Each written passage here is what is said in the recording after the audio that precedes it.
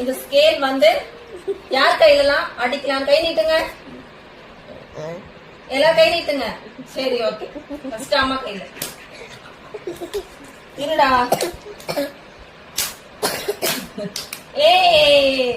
அடுத்து யார் கை? யார் கை? சீக்கிரம் அம்மா கை மேல கை வைக்கணும். யாருக்கு அடிக்கலாம்? கொடுங்க. பட்டு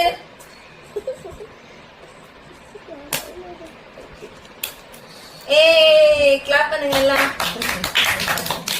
பட்டு வந்து எப்பவுமே நானு பாப்பாலாம் உட்காந்து விளையாட ஆரம்பிச்சிட்டோம்னா அவனும் வந்து உட்காந்துப்பான் ஒரு குழந்தை மாதிரி. அவங்களுக்கு நான் என்ன செய்யறேனோ எனக்கும் அதை செய்மான்ற மாதிரி அவன் ரொம்ப குறும்பா விளையாடுவான். ரொம்ப ஜாலியா இருக்கும். தூக்கி போட்டுட்டோம் அப்படின்னா கூட அதை எடுத்துட்டு வந்து குடிச்சிட்டு வாங்க மறுபடியும் விளையாடுவோம்னு உட்காந்துப்பான். பசங்களுக்குமே அது ரொம்ப ஜாலியா இருக்கும். உங்க வீட்டுல இருக்க பெட்ஸ் இப்படி விளையாடுவாங்களா அப்படின்னு மறக்காம கமெண்ட்ஸ்ல சொல்லுங்க.